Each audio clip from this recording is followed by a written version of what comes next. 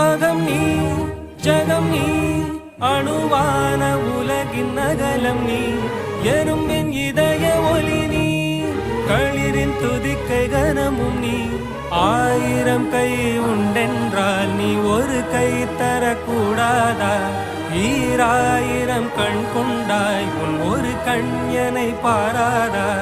உன்னில் சரணடைந்தே